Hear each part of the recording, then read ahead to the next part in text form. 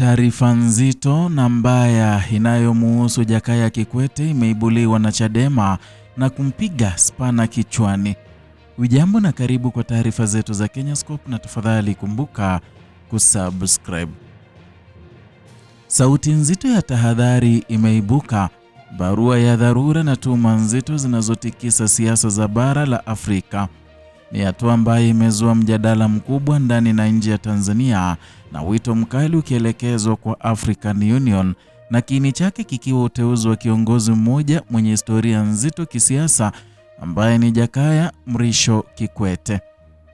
Katika barua yenye uzito mkubwa wa kisiasa, chama kikuu cha upinzani Tanzania Chadema kimeibuka na hoja kali kikilitaka Mahmoud Ali Yusuf na taasisi nzima ya Umoja wa Afrika kuchunguza upya uteuzi huo na ikiwezekana kuubatilisha kabisa.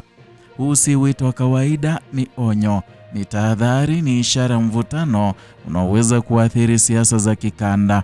Tukio kuu linaanzia tarehe 30 Machi mwaka 2026 ndani ya jiji la Dar es Salaam, ambapo Chadema ilituma barua rasmi kwa mwenyekiti wa Tume ya Umoja wa Afrika, na lengo likiwa wazi, ambalo ni kupinga uteuzi wa Kikwete kama mwakilishi wa ngazi ya juu ya AU katika ukanda wa pembe ya Afrika na bahari ya Sham.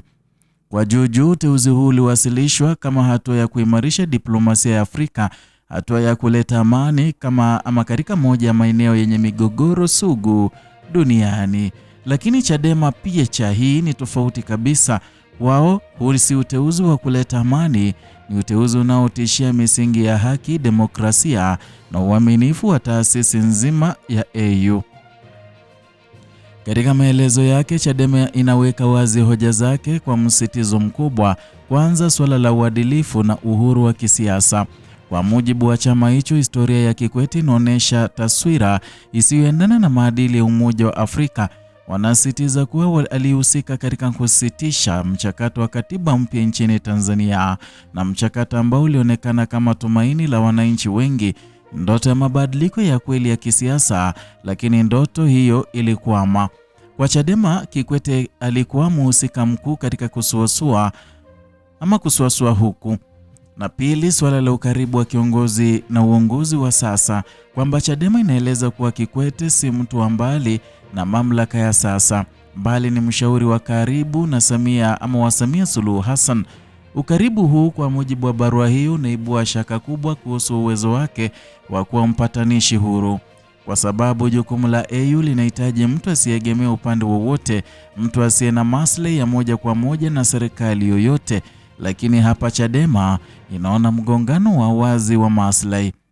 Na tatu, athari za kikanda, kwamba ukanda wa pembe ya Afrika si eneo la kawaida, ni eneo lenye mvutano mkubwa wa kisiasa na kijeshi, eneo lenye maslahi ya kimataifa na njia muhimu ya kibiashara duniani. Katika mazingira haya nyeti, Chadema inaonya kuwa uteuzi wa mtu mwenye historia tatu unaweza kuongeza kutoaminiana, na badala ya kuleta suluhu unaweza kuzidisha migogoro, na badala ya kujenga amani unaweza kuharibu juhudi zilizopo.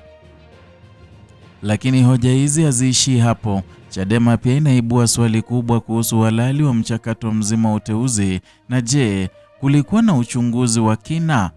Je, kulikuwa na tathmini ya maadili na historia ya muhusika, au ulikuwa uamuzi wa kisiasa usiozingatia misingi ya taasisi? Maswali haya yanabaki hewani yakisubiri majibu kutoka Addis Ababa. Na ili kuelewa uzito wa mjadala huu, ni muhimu kuangalia msingi wa Umoja wa Afrika. Taasisi hii imejengwa juu ya misingi ya demokrasia, haki za binadamu, utawala wa sheria.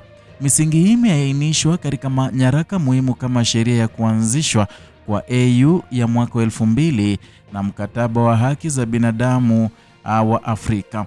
Kwa hiyo viongozi wanaochaguliwa kuwakilisha AU wanatarajiwa kuakisi maadili haya. Wanapaswa kuwa mfano wa uadilifu, wanapaswa kuwa sauti ya haki.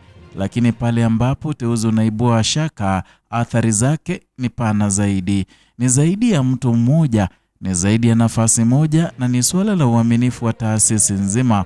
kwa sababu AU inategemewa kama msuluhishi mkuu wa migogoro barani Afrika. Ikiwa uaminifu huo utayumba, basi hata juhudi za zamani zinaweza kupoteza nguvu. Na ndani ya Tanzania, hoja hii pia ina uzito wa kipekee. Inaibua mjadala mpana kuhusu historia ya kisiasa ya nchi, kuhusu mchakato wa katiba, kuhusu uhuru wa kisiasa, na zaidi ya yote inaonyesha mgawanyiko wa mitazamo kati ya serikali na upinzani. Katika ngazi ya bara, swala hili inafungua ukurasa mpya wa mjadala. Ni mjadala kuhusu nani anafaa kuongoza juhudi za amani. Ni mjadala kuhusu viwango vya maadili vinavyotarajiwa kwa viongozi wa Afrika, na ni mjadala kuhusu mustakabali wa diplomasia ya bara hili. Hadi sasa hakuna taarifa rasmi kutoka AU kuhusu hatua watakayochukua, lakini presha inaongezeka. Wito wa mapito unaendelea kusikika na macho ya wengi yanaelekezwa Addis Ababa. Katika kipindi hiki nyeti, jambo moja linaonekana wazi. Uteuzi huu umegeuka kuwa zaidi ya jukumu la kidiplomasia. Umegeuka kuwa kipimo cha uadilifu wa taasisi, kipimo cha dhamira ya Afrika katika kulinda demokrasia, na kipimo cha ujasiri wa viongozi wake kusimamia misingi waliojiwekea. Hatua hii inayofuata itakuwa muhimu, na iwapo AU itachukua hatua, basi inaweza kurejesha imani, na iwapo haitachukua hatua inaweza kuongeza mashaka. Na katika siasa za kimataifa, basi imani ni kila kitu. Mwisho wa yote, hoja ya Chadema ni moja, na kwamba Afrika haiwezi kumudu makosa katika nafasi nyeti kama hizi, na kwamba uongozi lazima uwe wa mfano, na kwamba amani ya bara inategemea uamuzi sahihi wa leo. Na katika kivuli cha diplomasia, vita vya uaminifu vinaendelea, na uamuzi utakaochukuliwa sasa unaweza kuamua si tu hatma ya uteuzi mmoja, bali sura ya uongozi wa Afrika kwa miaka ijayo. Ni hayo tuliyokuandalia, mpenzi mtazamaji, kutoka hapa Kenyascope. Hii ni chaneli yako pendwa inayokuletea taarifa hizi moja kwa moja, bila kupindisha, bila kuegemea upande wowote. Hapa ndipo tunapofanya uchambuzi wa kina. Kwa hiyo subscribe, like na kushare video zetu, na kumbuka vile kugonga alama ya kengele, na hii itakusaidia kupokea notifications ama alerts kila wakati tunapokuletea taarifa mpya, ili uweze kuwa first hand kupokea taarifa zetu za kina.